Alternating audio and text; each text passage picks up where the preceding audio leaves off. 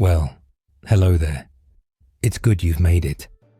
Let this moment be a place to rest. Tonight, our story follows you. A young scullery maid in a medieval castle. But this is not just a tale of hardship. It is a story of quiet resilience.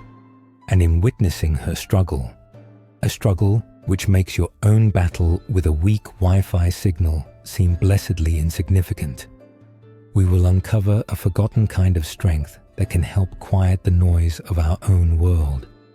For her, there were no likes, no subscriptions, just the very real hope of not being yelled at for chipping a wooden bowl. I invite you to feel immersed in it, but remember, you are welcome to let go and drift off to sleep at any time. The first thing you feel is the cold. It is a deep, seeping dampness, a chill that has been patiently working its way up from the stone floor all night. It travels through your thin pile of rags. This is not a mattress with memory foam. It is a mattress with memories of every spill and every insect that has ever called this corner home. You are in a forgotten alcove near the great kitchens, and the air is thick with the ghosts of yesterday's feast. Stale ale, animal grease, and the sharp, ever-present tang of old wood smoke. You open your eyes, not to sunlight, nor to the gentle chime of a smart device, but to the head cook shouting for more firewood. There are no birds singing, only the distant, frantic scuttling of rats within the walls. Your morning stretch is not a yoga pose, but a series of pops and cracks, a grim inventory of which joints have decided to work today. You are perhaps 14 years old, but your body feels ancient.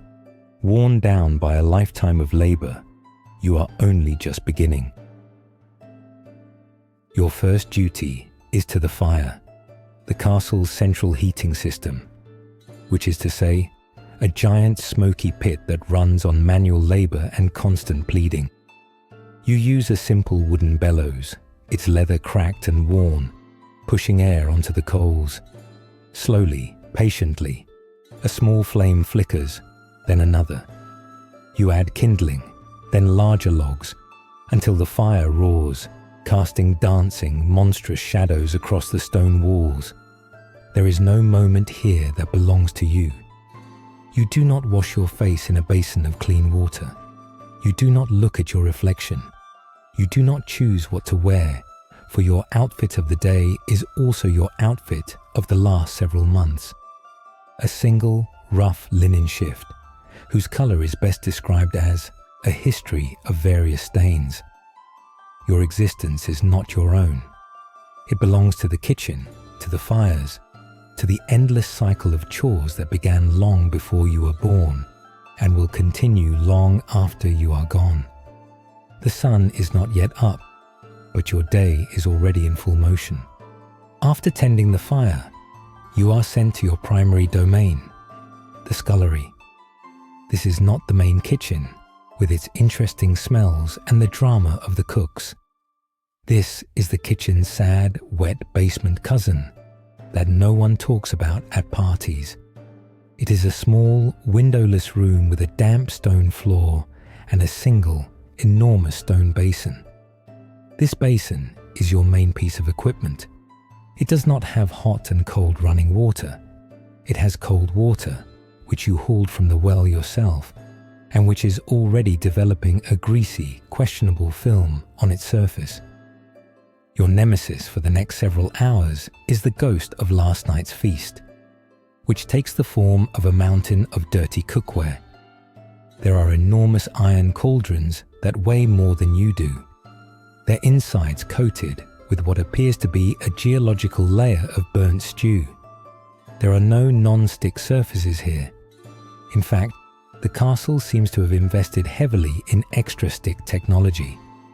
Your job is to make them clean. You don't have a dishwasher with a pots and pans setting. You are the pots and pans setting. Your tools are a bucket of sand for scouring, a handful of rough straw, and sheer, unending determination. The water is a relentless thief. It steals the warmth from your body through your hands, leaving your fingers feeling numb, swollen, and clumsy within the first hour. The soap is a harsh, gritty block of lye and leftover animal fat, and it doesn't clean so much as it scours, stripping the natural oils from your skin, along with the grease from the plates. There are no yellow rubber gloves to protect you. Your skin is your only glove, and it is losing the battle. By noon, your hands are a roadmap of tiny, stinging cuts, all of them filled with grime. You don't get to stop to apply moisturizer. The only moisturizer you get is the fat from the next pot you have to clean. Every great house has a hierarchy, a pecking order as sharp and unforgiving as a butcher's knife. And you are at the very bottom of it. This isn't a modern office with a flat management structure. This is a pyramid of misery, and you are the single wobbly stone it all rests upon. To the lord and lady who own this castle, you are utterly invisible, a ghost who scours their pots. But to the other servants, you are intensely, inconveniently real. You are the final destination for every ounce of their frustration, the lowest rung on a ladder they are all desperately trying to climb. Your day is a symphony of being blamed for things you did not do. When a pie is burned, the head cook, a tyrant in a flour-dusted apron, will claim you distracted him. When a pot goes missing, the other maids will insist the scullery girl must have misplaced it. You are the castle's universal error message, the default reason for every minor disaster. Your assigned tasks are a curated list of everything no one else wants to touch. Scrubbing the mysterious foul-smelling slime from the floor drains, hauling the heavy buckets of kitchen waste to the castle's midden heap, and plucking the endless feathers from dozens of chickens until your fingers are numb and sticky. Nowhere is the pecking order clearer than at mealtime. You watch the grand procession of roasted meats, fine breads, and spiced tarts leave the kitchen for the great hall. Hours later, you see the senior servants eating well in their own mess. Finally, after everyone else is finished, you might be allowed to scrape the remnants from a pot. You don't get a balanced meal based on the food pyramid. You get a historical record of what more important people chose not to eat. Your dinner is often a lump of cold, greasy porridge, perhaps with a few sad, boiled cabbage leaves that were deemed too wilted for the Lord's table. To complain is unthinkable. To be caught stealing even a crust of bread could mean a beating. You eat what you are given in silence. While you are at the bottom, you have a clear view of the complex world just above you. The main kitchen is its own royal court, with the head cook as its volatile, flour-dusted king. The head housekeeper is the powerful queen, controlling the flow of linens and gossip with equal authority. And the steward is the calculating advisor, always watching the accounts. They have their own secret alliances, their own bitter rivalries, their own silent wars fought over the quality of the bread or the location of a key. This is the castle's middle management, and their office politics are played out over simmering pots and stolen glances. The currency in this world is not coin, it is gossip and favors. You watch as a kitchen boy receives an extra piece of meat because his aunt is one of the lady's chambermaids. You see a laundry maid get assigned lighter duties after complimenting the housekeeper's new cap. Information is traded like a rare spice. A whispered secret about the Lord's mood is worth more than a day's wages, as it can save someone from a verbal thrashing. You are not a part of this economy. You have no favors to give and no secrets worth hearing. You are a silent observer, gathering information simply to survive, not to advance. And you learn that when their complex games of favor and influence go wrong, the consequences have a familiar destination. When the steward and the cook have a disagreement, it is suddenly your work in the scullery that is found to be unsatisfactory. When two senior maids are competing for a better position, it is you they will both find fault with to make themselves look more diligent. You are not a player in their game. You are a pawn, a convenient piece to be sacrificed when a more important player needs to be protected. Your only political move is to remain as invisible as possible and to scrub the pot so well that no one has an excuse to notice you. Even the concept of leftovers has a strict hierarchy. When a platter returns from the Great Hall with half a roasted chicken still on it, you watch it with a longing that is almost a prayer. But you know it is not for you. The leftovers go through a complex distribution system more rigid than the Wi-Fi password in a modern hotel. The finest pieces, the breast meat, the untouched pastries, are claimed immediately by the steward. They will either be served cold to the Lord's family later, or will grace the table of the most senior household officials. These are the Tier 1 leftovers, a category you only ever get to wash off the plate. Your first thought is not, I should rest. Your first thought is, I must hide this. You know, with the certainty of someone who has seen it happen before, that to show weakness is to show that you are a liability. A broken pot can be replaced, a worn-out broom can be discarded, and a sick scullery maid can be replaced even more easily.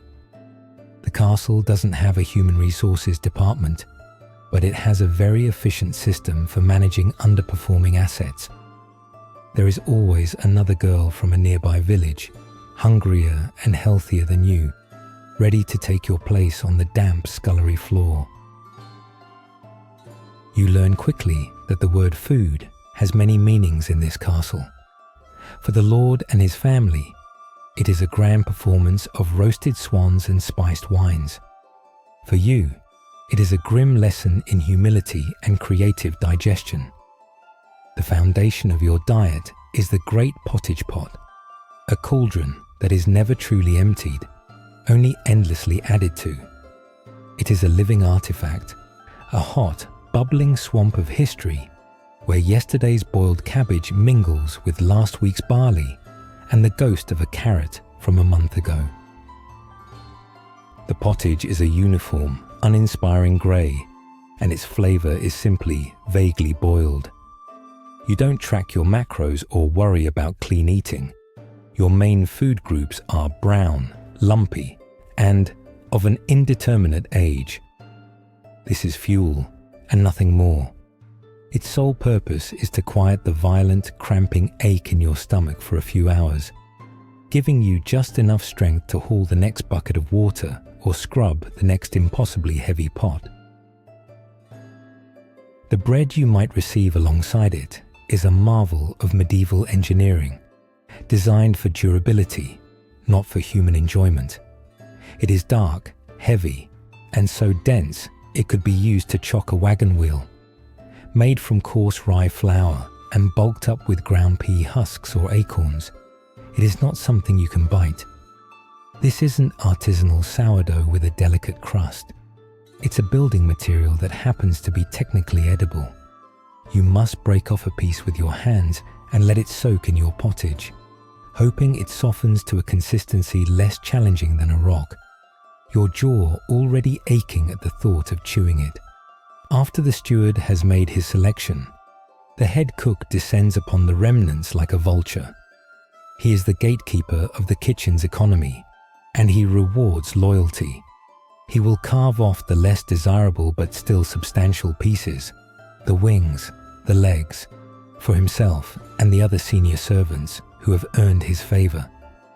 The good bread, the leftover wine, the bits of spiced filling from a pie, all are distributed among this inner circle.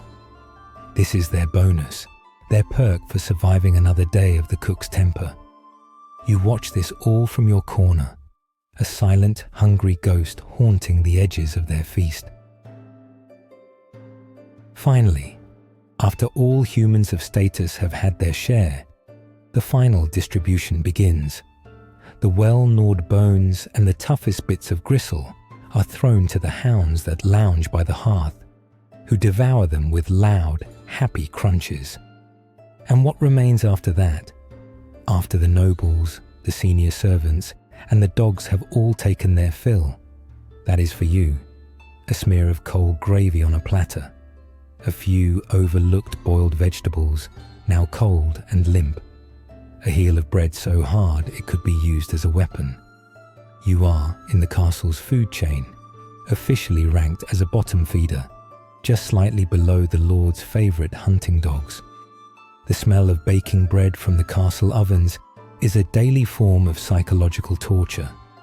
It's the medieval version of scrolling through pictures of gourmet food on social media.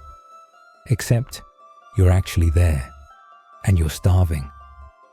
The warm, yeasty aroma fills the entire lower level of the castle, a rich and constant promise of a comfort you will never know. It is a physical presence in the air, a reminder of the vast, unbridgeable gulf between the world you serve and the world you inhabit. This constant hunger makes temptation a powerful enemy. One day, you see it. A small bread roll, slightly misshapen, has fallen from a basket and now lies forgotten in a dusty corner. Your heart starts to pound. To bend down, to slip it into the pocket of your shift would be so easy. In that moment, that small, insignificant lump of dough feels like the most valuable treasure in the kingdom. It feels like the heist of the century, a silent, desperate crime of opportunity. But you know the risks are just as great. The castle doesn't have security cameras, but it has something far more effective. A network of bored, gossiping servants, all eager to see someone else fall from grace. To be seen taking something, anything, is not a minor offense that comes with a quiet warning from human resources. It is a profound crime against the entire household's economy and social order. The punishment is designed not just to hurt you, but to serve as a brutal public lesson to everyone else. It is swift, and it is humiliating. It could be a whipping in the main courtyard, your back laid bare for the whole castle to see. It could be an afternoon locked in the stocks, a target for the scorn and refuse of the town. Or, worst of all, it could be permanent dismissal, being thrown out of the castle gates with nothing but your stained tunic. In a world with no safety net, being cast out is a slow and certain death sentence. And so, you look at the forgotten roll of bread, and you swallow hard against the hunger. You turn away, leaving the treasure where it lies. You have learned to find satisfaction in the smell alone, because a smell is free, and it cannot be locked in the stocks. A new feeling joins the usual aches and pains this morning. It begins not as a catastrophe, but as a quiet, internal whisper. A tickle in your throat that won't go away.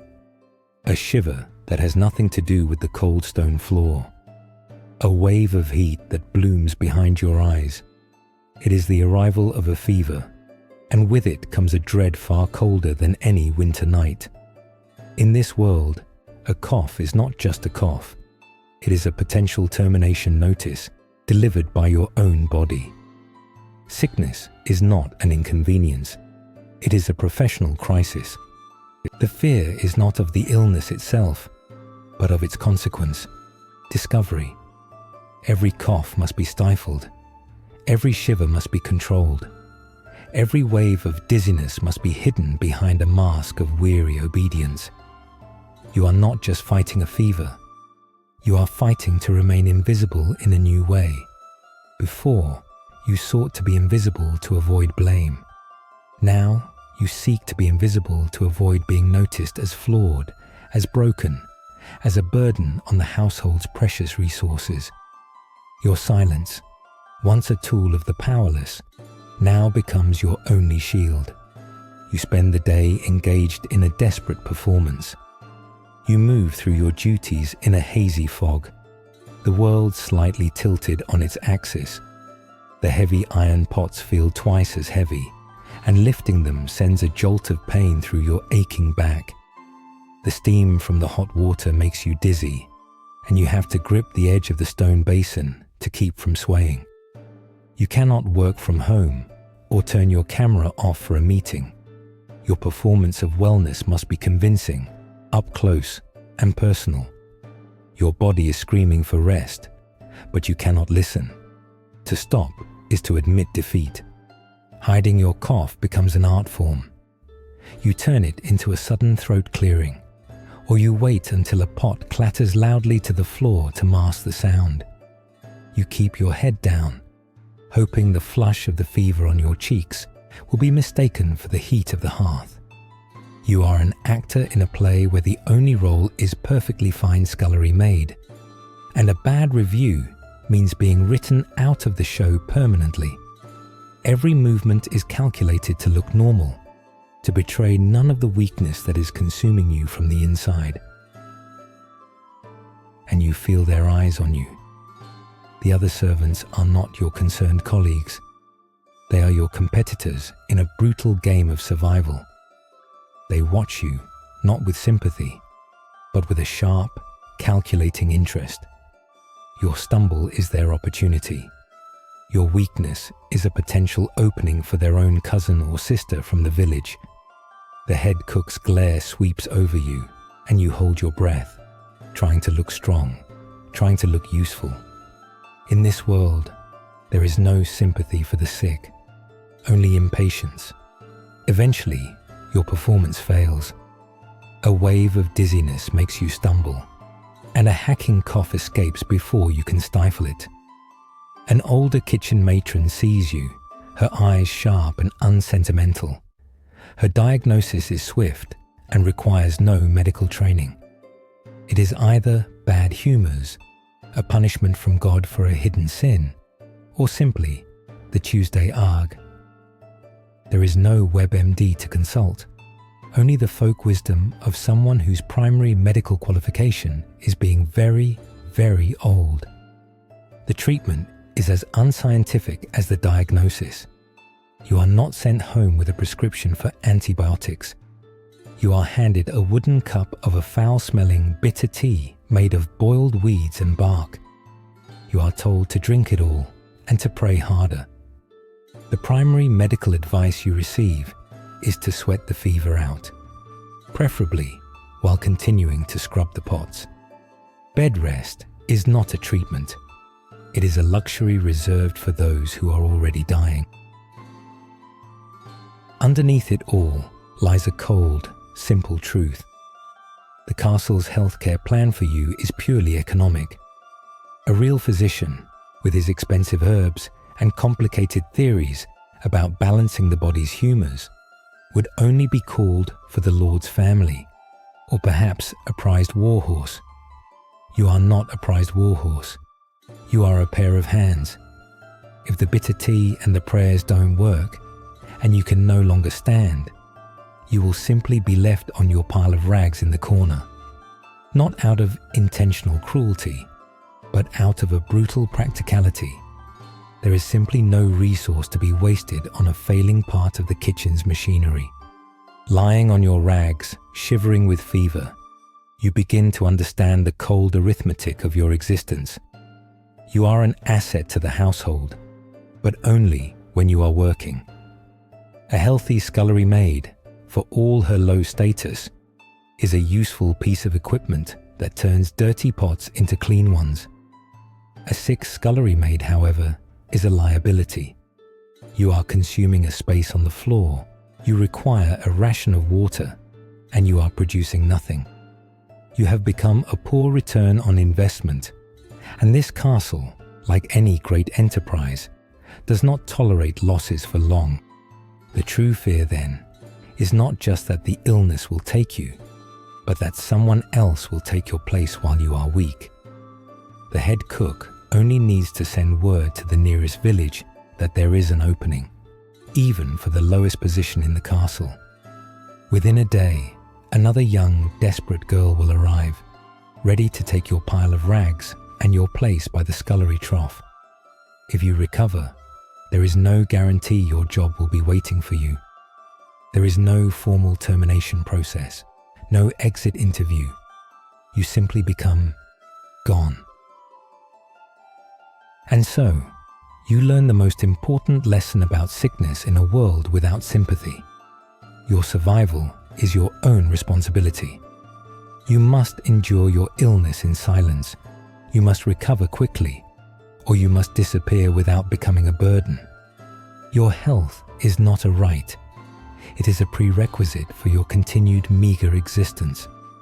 You close your eyes, feigning a deeper sleep when someone passes, and you pray not just for your fever to break, but for the strength to be useful again tomorrow. In a life defined by cold grease and damp stone, you cling to a secret burning ambition. You do not dream of marrying a knight or discovering you are a long-lost princess. Your ambition is far more practical, and to you, far more glorious. You want to earn a place in the main kitchen. This isn't about getting a corner office. It's about graduating from the perpetually flooded basement to the ground floor. The air in the main kitchen is warmer.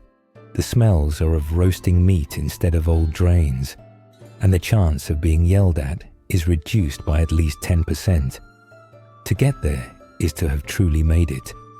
It is the only ladder you can see, and you are determined to climb it, one grimy rung at a time.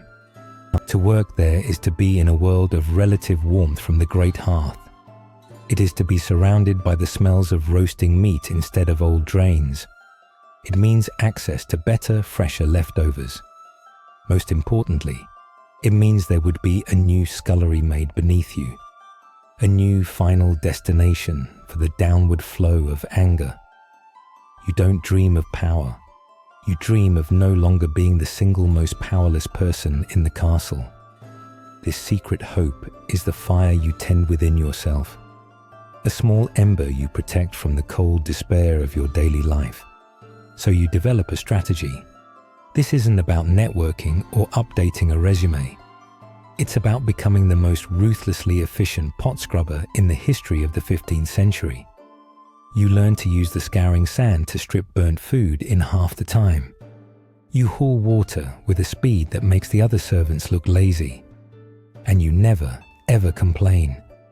When there are no pots to wash, you find work. You sharpen the cook's knives without being asked. You sweep the floor around the hearth. You offer to turn the spit for a few agonizing minutes to give the kitchen boy a rest. You make yourself quietly, reliably indispensable. You do not do this for thanks. Thanks is a currency rarely spent in this kitchen. You do it to become a ghost of efficiency, a presence that is quiet, reliable, and never causes trouble. Your goal is to become so seamlessly competent that promoting you is simply the path of least resistance for the head cook when a problem arises. You are waiting for an opening, a single moment of opportunity in the castle's rigid machine, and you are ensuring that when that moment comes, you are the only logical solution. The opportunity, when it comes, is not a polite job posting on the castle notice board. It is born from someone else's failure. A junior kitchen maid, the one responsible for the bread, is caught giving a small, day-old loaf to her starving brother, who was waiting by the gates. There is no disciplinary hearing or 2 weeks' notice. There is only shouting, a single, sharp slap from the steward, and the sight of her being dragged out of the kitchen, her face streaked with tears and flour. Just like that, she is gone. A vacuum has been created in the hierarchy. Chaos ripples through the kitchen. The dismissal has thrown the delicate rhythm of the work into disarray. The head cook is in a thunderous mood, his face redder than the hearth fire. He is now short a pair of hands, and the midday meal is still hours away. He bellows in frustration, looking around for a solution, for anyone to do the endless chopping of vegetables for the pottage. His eyes scan the kitchen, past the nervous kitchen boys who try to look busy, past the other maids who are pointedly focused on their own tasks. And then his gaze lands on you. You, standing silently by your scullery trough, having just finished the last of the morning's pots. You are the lowest of the low, but you are also there. You are the one who is always working, who never complains, who sharpens his knives without being asked. He doesn't see you as a person deserving of a chance. He sees you as an immediate solution to his staffing problem. He doesn't say your name. He may not even know it. He just points a greasy finger, not at the scullery, but at a sack of onions and a chopping board. The moment you have worked for has arrived. Your heart pounds, but your face remains a mask of obedient neutrality. You move to the chopping block.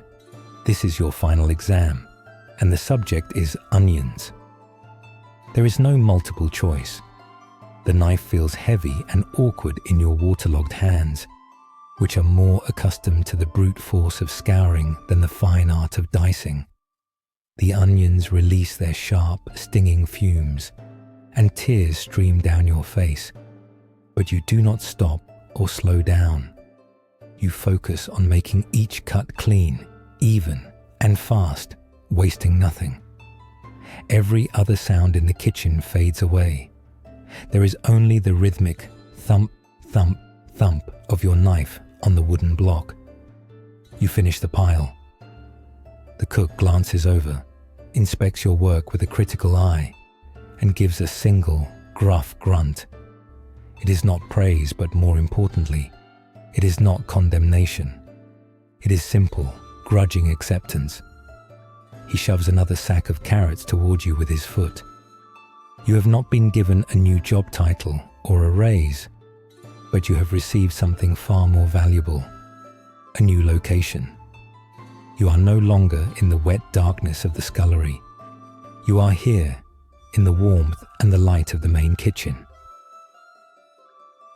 It is a small victory, a triumph completely invisible to the lords and ladies you serve. But to you, it feels as grand as any knight's victory on the battlefield. The pecking order still exists, and you are still near the bottom, but you are no longer at the bottom. You have escaped your watery prison, and as you begin chopping the carrots, you allow yourself, for the very first time, to dream of what the next rung on the ladder might look like. This single step up changes very little, and yet it changes everything. You will still work from before dawn until long after dusk. You will still be handed the worst of the chores, but you will do so in the relative warmth of the main kitchen. You will eat slightly better scraps, and another girl will now be in the scullery, her hands now submerged in the greasy water. You have taken your first step out of the darkness. It is a victory earned not with a sword, but with a scrubbing brush and an unbreakable will to endure. Our journey now takes us from the stone walls of the castle to the very edge of a bustling medieval town, to a place you can smell long before you see it. You are a tanner, and your life is governed by the wind. Your workshop and home are required by law and by social decree to be here, downwind from everyone else, nestled by the river that serves as both your primary tool and your primary drain.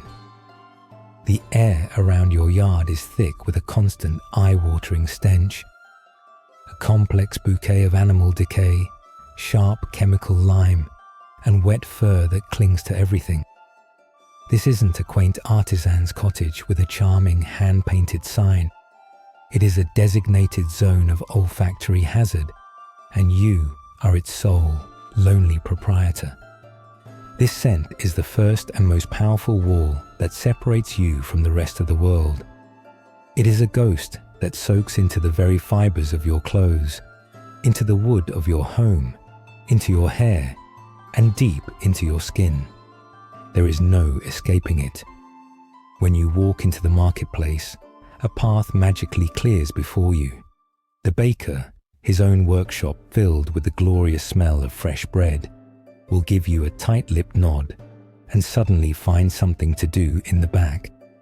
The cloth merchant will hold a piece of scented fabric to her nose as you pass. You are a master of social distancing, an unwilling expert centuries before it became a global trend. This is the first price of your trade, a life lived in a bubble of personal space that you did not ask for. In the tavern, the bench you choose remains empty. Men will stand to drink their ale rather than share a space with the smell that follows you.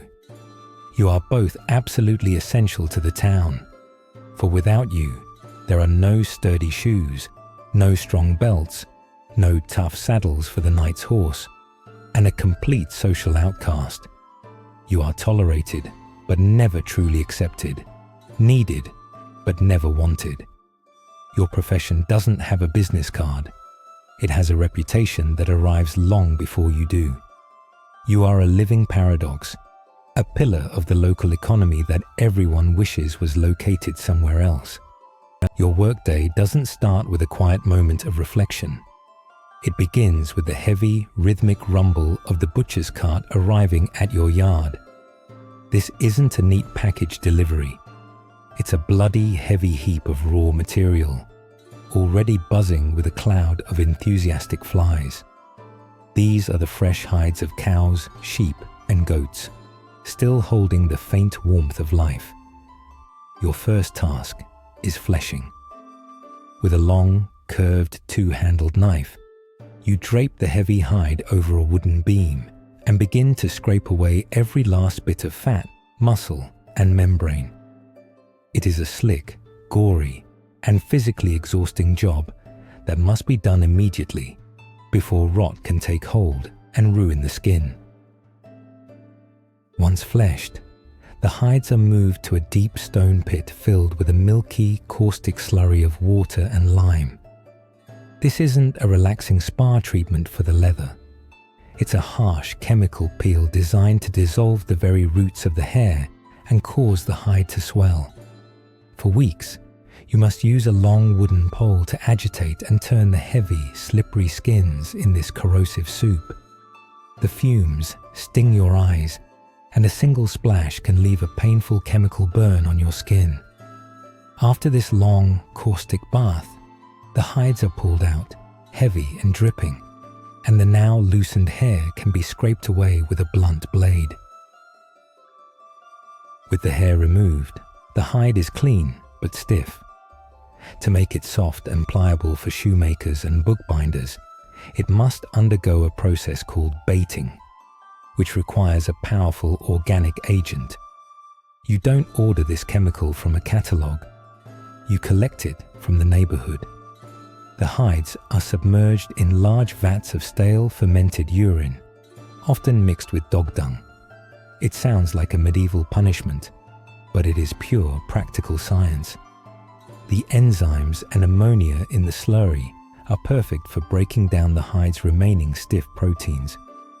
You must often get into the vat, stomping with your bare feet to work the mixture into every fiber, a task that guarantees your social isolation. Finally, after this trial by chemistry, the hide is pulled out, reeking but now incredibly soft. It is taken to the river for a thorough rinsing, a process that does not improve the local drinking water, and then laid over the beam one last time for a final, detailed scraping to remove any last impurities. It is now a pale, limp, and strangely vulnerable thing, a blank canvas, ready for the final tanning stage where it will be soaked in oak bark to preserve it. You have taken it through a gruesome, controlled process of decay and purification, all to prepare it for a new and useful life. The alchemy is almost complete. This work does not wash off at the end of the day. It becomes a part of you, a permanent signature written on your very skin, a mark that identifies you more clearly than your own name. Your hands tell the most obvious story.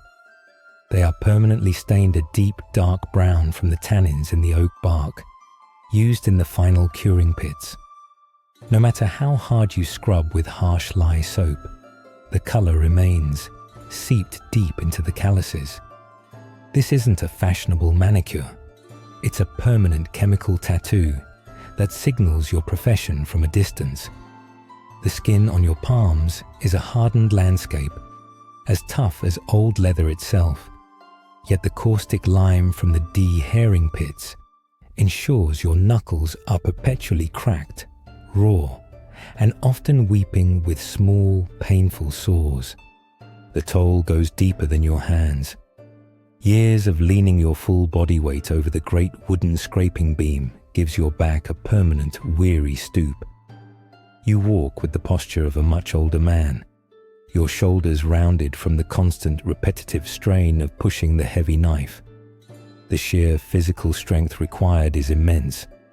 Lifting and turning the waterlogged hides from one vat to another is a task that would break a lesser man. Your muscles are strong, yes, but they carry a deep, ever-present ache, a memory of 1,000 heavy hides that never truly fades, even in sleep. But the most insidious damage is the one you cannot see. The air in your workshop is a heavy chemical fog, thick with the sharp sting of ammonia from the urine vats and the dust from dried bark and scraped flesh. You breathe this in all day, every day. You develop a deep rattling cough that becomes your constant companion in the quiet hours of the night. You don't have the concept of modern workplace safety or air quality standards. You just know that your lungs feel as though they are being slowly cured and preserved right alongside the leather you work on. The constant exposure to bacteria from the rotting hides also means any small cut can become a life-threatening infection, a daily gamble against an invisible enemy. These physical marks are the source of your social exile. It is not just the smell that makes people recoil. It is the sight of your stained hands as you try to pay for a loaf of bread, making the baker hesitate for just a moment before taking your coin. It is the stooped way you walk, a clear sign that you do not work in the fields or a clean artisan shop. You are a living, breathing testament to the city's dirty, necessary secrets. You are the embodiment of the work that everyone relies on, but no one wants to witness. The toll of your trade is not just in your aching back. It is in the averted eyes of your neighbors and the silence that greets you when you enter a room. And yet, from all this filth, something of value is born. After weeks of soaking, scraping, stretching, and finally curing in a deep, fragrant bath of tannin-rich oak bark, you pull out a finished hide. It is no longer a stinking, rotting flesh. It is leather. It is strong, supple, and durable, smelling not of decay, but of earth and wood.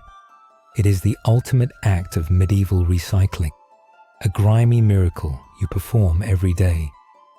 You have performed a strange and vital alchemy, transforming the waste of the slaughterhouse into one of civilization's most essential materials, ready to be shaped and stitched into the objects that hold the world together. Here lies the final sharp irony of your existence. The very people who cross the street to avoid your smell are the ones who depend entirely on your craft. The knight who would not share a drinking cup with you relies on the strong leather of your saddle to ride into battle. The noble lady who pulls her veil across her face when you pass wears the soft, delicate shoes made from the skins you prepared. The wealthy merchant who haggles you down to the last penny protects his coins in a sturdy purse of your making. You are the invisible foundation of their elegance, their commerce, and their safety. Imagine this world for a moment, without you. A world without leather. It's a world where nothing is held together properly. Farmers would wear shoes of wood and straw that fall apart in the first winter mud. A blacksmith could not wear a thick, protective apron against the sparks of his forge. An army would have no strong harnesses for its horses, no durable straps for its shields, no scabbards for its swords. Books, those precious vessels of knowledge, would be unbound pages, easily scattered and lost. Civilization, it turns out, is stitched together by leather, and you are the keeper of the disgusting secret that makes it all possible. And so you work on in your isolated corner of the world, shrouded in a scent that keeps society at bay. You are not respected, but you are necessary. You are not celebrated, but your work is everywhere. A silent, leathery skeleton holding the world upright. That is your strange and lonely legacy. You are the tanner, and without you, everything falls apart. As the last light bleeds from the sky, the city you know begins to disappear. The daytime city of shouting merchants, clanging blacksmiths, and gossiping neighbors bolts its heavy wooden doors, slides thick bars into place, and extinguishes its candles. The open for business sign is flipped to closed for fear of what comes next. A sudden, heavy silence falls over the main thoroughfares, a quiet that feels deeper than peace. It feels like a held breath. But as that respectable, sunlit city goes to sleep, your city, the real city, awakens. This is your kingdom, a kingdom of shadows, of refuse-choked gutters, and of the quiet, secret life that thrives in the city's forgotten corners. You navigate it not by sight, but by sound and smell. You don't need a map or a street sign. You navigate by the unique aroma of the baker's alley versus the fishmonger's drain. You know every loose cobblestone that might trip you, every overflowing midden heap where your prey might feast, every dark alcove where secrets are whispered and refuse is dumped. You are not a citizen of the sunlit world of commerce and prayer. You are the sole sovereign of this nocturnal realm. You are not entirely alone in this darkness. You might see the flicker of the night watchman's lantern as he makes his lonely rounds, a man paid to pretend there is order here. You might hear the drunken singing of a man stumbling home from the tavern, or see the huddled shapes of the city's homeless seeking shelter in a doorway. But they are not your concern. Your attention is lower, focused on the rustling sounds from the piles of refuse, the true, teeming populace of the night city. Your subjects are about to emerge, and the hunt is about to begin. You do not hunt a single animal. You wage war against a sprawling hidden empire that thrives in the city's decay. The rats are the true citizens of the night, a parallel civilization that lives within the walls, under the floors, and in the sewers of the human world. They don't pay taxes, but they hold more territory than the local lord, and their population grows with a speed that defies belief. This is not a simple hunt. It is a campaign of containment against an enemy that outnumbers the human residents 10 to 1. They are clever, silent, and they are always, always hungry. For the merchants and common folk, a rat is a living symbol of famine.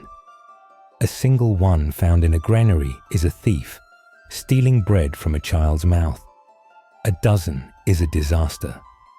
A full-blown infestation is the medieval equivalent of a stock market crash, a sure sign that the coming winter will be one of starvation and misery.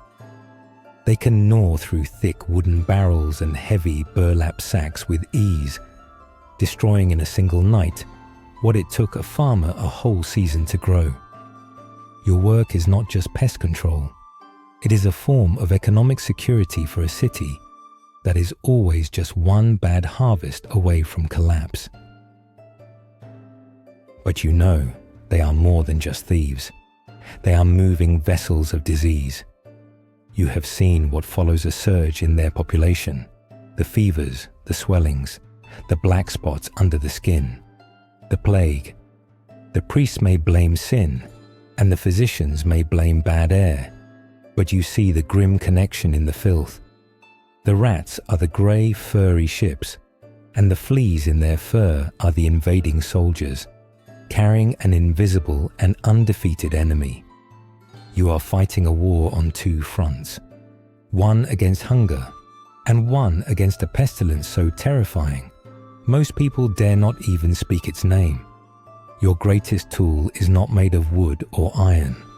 It is made of muscle, teeth, and a furious, unwavering loyalty. It is your terrier. This is not a pampered lapdog that sleeps on a silk pillow. It is a four-legged killing machine with an advanced degree in vermin psychology. It was not bred for its looks, but for its gameness, a relentless, fearless drive to pursue its prey into the darkest, tightest spaces where you cannot follow. The dog is your partner, your scout, and your fiercest soldier. You have an understanding that goes beyond master and pet. It is a silent, working bond forged in the filth and shadows of the city's forgotten corners. Your other tools are brutally simple. You carry a short, heavy club, its wood worn smooth and dark from years of use and grime. It isn't a finely balanced weapon. Its only technical specification is that it is heavy and hard, and its user manual has only one grim instruction. For tighter spaces, you sometimes employ another living tool, a ferret, kept in a small pouch at your side. This long, slinking creature can be sent down a rat hole to flush the panicked occupants out into the open, where your dog or your club is waiting. It is a strange but brutally effective three-member hunting party. You also maintain a collection of crude but effective traps, simple snares made of wire for narrow passages and small wooden cage traps with a simple pressure-activated trigger. These are not for a mass culling, but for the particularly clever old rats that have learned to be wary of dogs and direct confrontation. Sometimes, a wealthy patron wants the rats caught alive for the grim sport of a rat-baiting pit. For this, the cage is essential. It is a grim catch and release program, where release means into a pit with several angry dogs. You place these traps strategically, using your unique knowledge of this hidden world. But your most important tool is the one you carry in your head. It is your knowledge of the city's secret geography.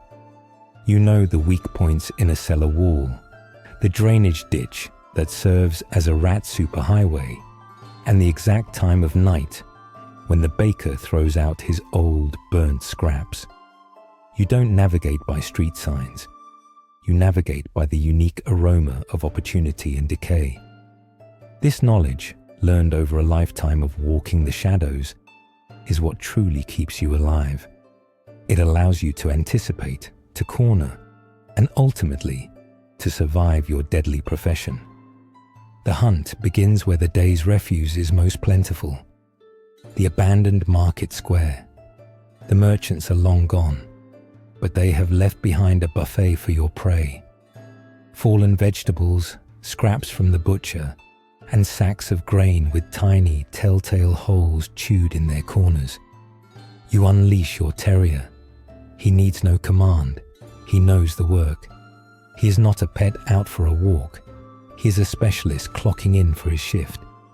He darts into the shadows, a blur of focused energy, his nose to the ground, reading the secret stories of the night that you cannot see.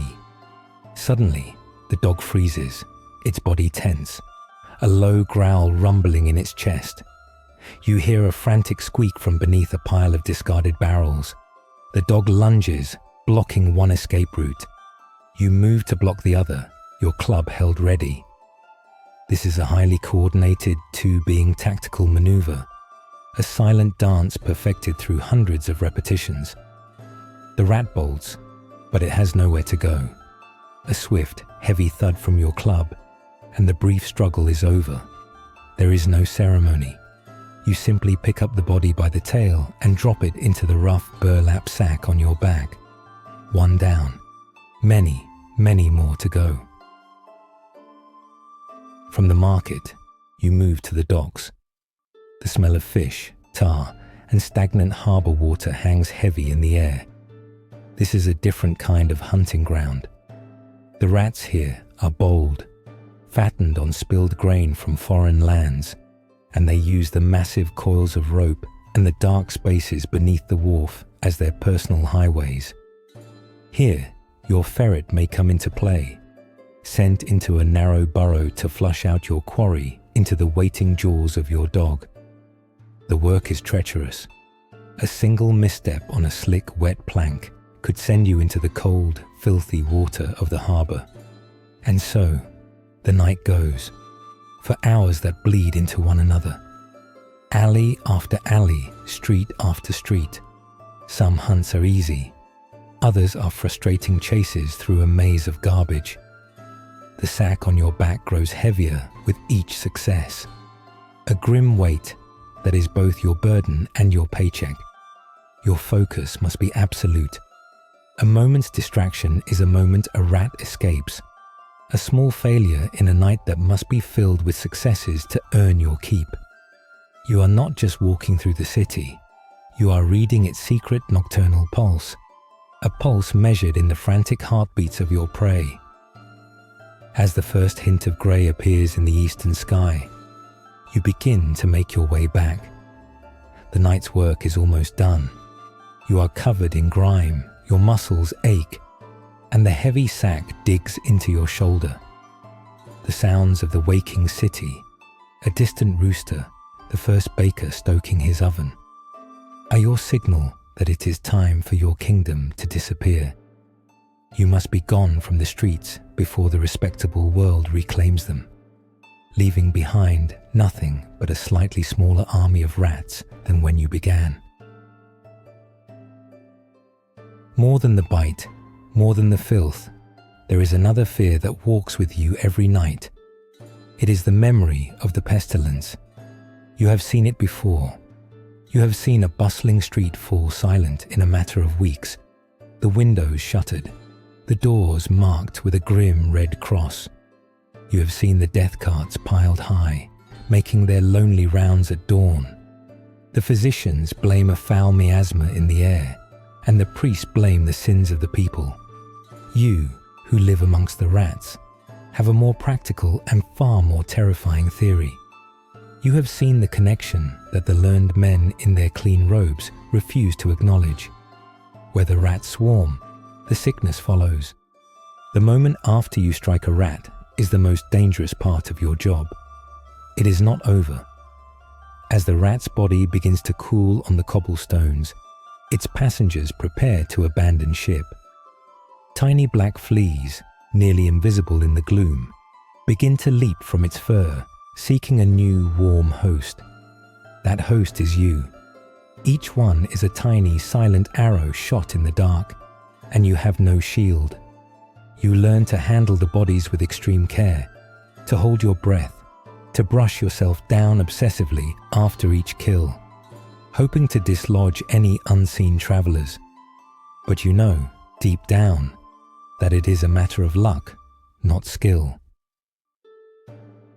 This constant, invisible threat takes its own toll. Every random itch on your arm, every morning you wake feeling slightly unwell, is met with a spike of cold, internal terror. Is this it? Is this the day the lottery you play every night finally comes up a loser? You are a soldier in a war where you can never see the enemy, and a single, unnoticed bite is a potential death sentence. While other people pray to be saved from damnation in the next life, you pray to simply not have been chosen by a flea in this one. It is a quiet, constant fear that is your most unwelcome companion. Your workday ends not at a desk, but at the back door of the town reeve's office. You empty your heavy burlap sack of its grim contents, and the rat tails are counted one by one. This is your version of submitting an invoice, and the proof of your labor is a pile of rodent appendages. You are handed a few coins, the metal cool against your grimy palm. There is no praise, no thank you for your service, not even a look of gratitude. It is a cold, necessary transaction. You are a tool being paid for a task completed, and now you are expected to disappear back into the shadows. As you walk back to your small hovel on the edge of town, the city is beginning to wake. The smell of baking bread replaces the stench of the alleys, and here lies the paradox of your life. The baker, whose flour you protected from contamination, will hold his breath as you pass. The wealthy merchant who paid you will complain to his wife about the foul characters one must employ. You are the city's grim, walking immune system, an essential function that everyone finds disgusting to think about. You are the guardian of their health and their wealth, and in return, you receive only their contempt and their coin. You have no real status, no thanks, and few friends outside of your own dangerous trade. But as you bar your own door against the rising sun to finally find your own rest, there is a strange, quiet pride in the exhaustion that fills your bones. You have faced the filth, stared down the invisible killer, and survived another night. You have waged a necessary war that no one else was willing to fight. You are the unseen protector of a city that fears you almost as much as it needs you. And in the silent world of sleep, that knowledge is, perhaps, enough. Our final journey tonight takes us to what is perhaps the most necessary, most reviled, and most misunderstood profession of the medieval world. You have a title that sounds almost respectable, even rural. You are a gong farmer. This, however, does not involve cultivating large, bronze, musical instruments in a peaceful field. It involves farming a substance known as gong, a polite Old English term for the contents of a latrine or cesspit. You are a nocturnal sanitation engineer, a specialist in a field no one wants to enter. Your work is so profoundly, powerfully aromatic that it is, by law, forbidden during daylight hours. A royal proclamation might declare that no gong farmer shall work their trade before the hour of 9 at night, nor after the hour of 5 in the morning. This isn't a law created for your convenience. It's a law created for everyone else's survival. The stench of your work is considered a miasma, a foul air capable of spreading disease. And while the medical theory might be wrong, the conclusion is hard to argue with. You are, by royal decree, a creature of the night. So you accept this unspoken social contract. You perform the city's most vital sanitation service, and in return, the city agrees to pretend you do not exist. Your house must be in a designated, isolated area. Your work is done when all respectable folk are asleep, their windows shuttered tight against the night air. And against you. You are a ghost, a necessary nightmare that keeps the city from drowning in its own filth. Your arrival is heralded not by a trumpet, but by the sudden panicked barking of dogs and the sound of windows being slammed shut. Your workplace for the night is a stone-lined pit beneath a castle latrine or a wealthy merchant's privy. The first step is prying off the heavy stone or wooden lid, an act which releases a wave of concentrated odor so powerful it feels like a physical assault, a punch to the senses. This is the moment the faint-hearted are weeded out from the truly desperate. The air itself becomes thick, a toxic fog that stings your eyes and catches in the back of your throat. You might hold a cloth soaked in vinegar to your nose, a primitive and mostly useless attempt at a filter against the overwhelming fumes. Now comes the descent. You are tied to a thick, sturdy rope, and your partners begin to lower you into the darkness. This is not a heroic rappel into a treasure-filled cave. It is a slow, undignified journey into the collective digestion of the past year. The sludge is thick, sometimes up to your knees or even your waist. The air is heavy and difficult to breathe. You take shallow, careful breaths, knowing that a deep inhale could bring on a wave of dizziness from the fumes. This is the ultimate act of trust in the men holding the rope above, your only lifeline to the world of fresh air. Down in the pit, your world is reduced to the immediate and the foul. By the light of a single, flickering lantern hung above, you begin the real work. You use a small shovel and a wooden bucket, scooping the heavy, thick sludge and filling the bucket to be hauled up. Scoop, fill, tug the rope. A fresh bucket is lowered. Scoop, fill, tug the rope. This is your rhythm for the next several hours.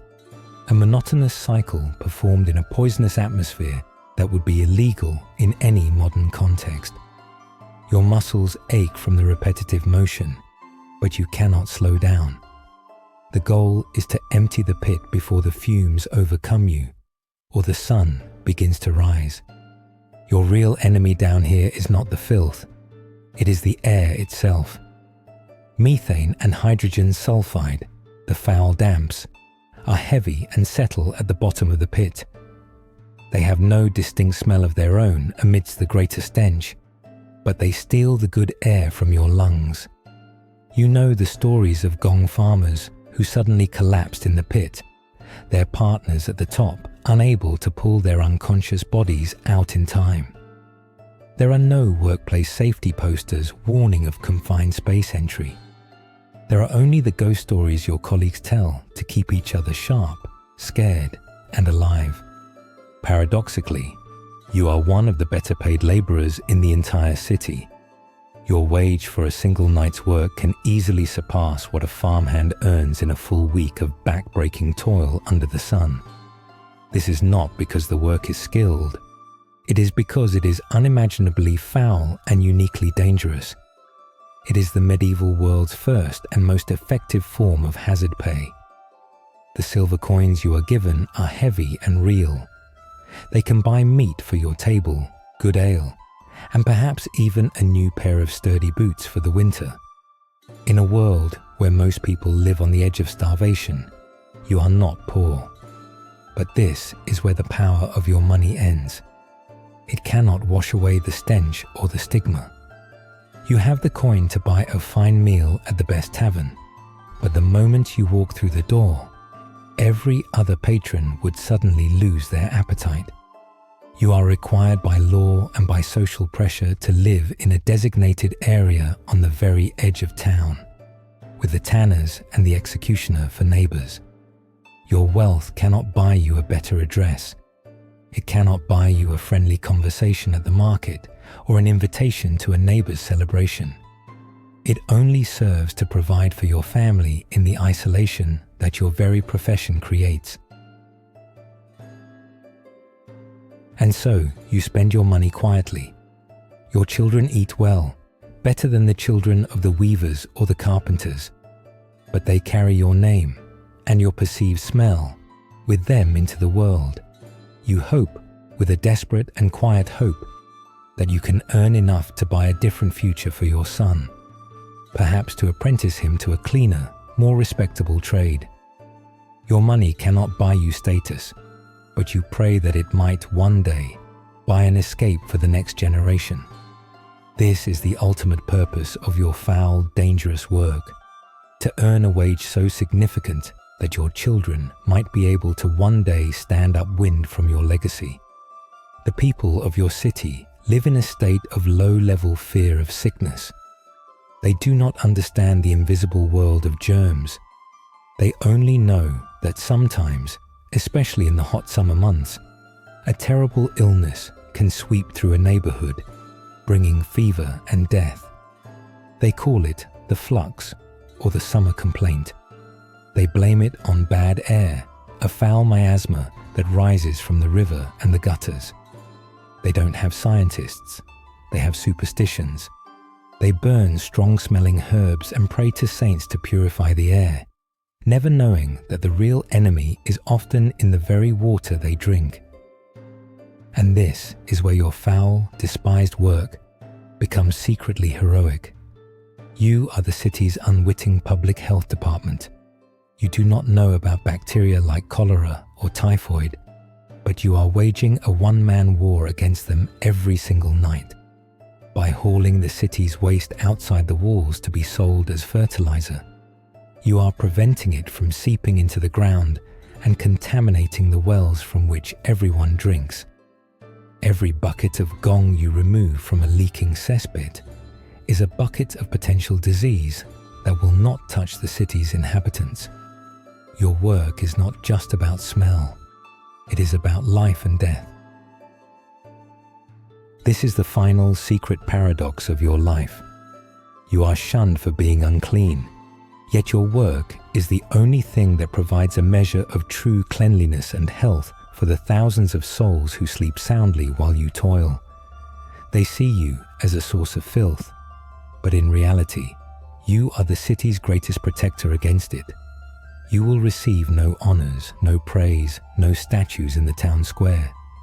Your only monument is the plague that didn't happen. It is a silent, thankless, and profoundly important legacy, buried deep in the stinking pits you call your own. And so, our journey through the hardest jobs of the past comes to a close. We leave the tanner to his vats, the rat catcher to his alleys, and the gong farmer to the quiet darkness of the night. Our focus now returns one last time to the cold, still corner of a great castle kitchen, where a single story of resilience finds its rest. The scullery maid in her kitchen, the tanner in his fowl yard, the rat catcher in the dark, and the gong farmer in the pit below. All worlds apart, yet they all shared a life of quiet, desperate resilience. They were the invisible foundation upon which their society was built, enduring filth, danger, and contempt to perform the work that no one else would. Each was sustained by a small, private hope for a slightly better, slightly safer tomorrow. You are the scullery maid, finally asleep on your pile of rags. The last of the kitchen fires has been banked. The castle is silent. Your body is heavy with an exhaustion so deep it feels like part of your bones. You do not dream of riches or royalty. Your dreams are of simpler things. A full stomach, a moment of warmth, a kind word. These are the small treasures of a life spent at the bottom, and in sleep, they are finally yours. And now, as these figures from the past find their rest, it is time for your own journey to end, not in struggle, but in peace. Let the stories of their hardships fade away. Let them become a distant echo, a quiet reminder of the comfort that now surrounds you. There is nothing left for you to do, nothing to solve. You have listened, and now you can let go. Feel the weight of your own warm blanket. Listen to the quiet of your own safe room. Rest now. Sleep.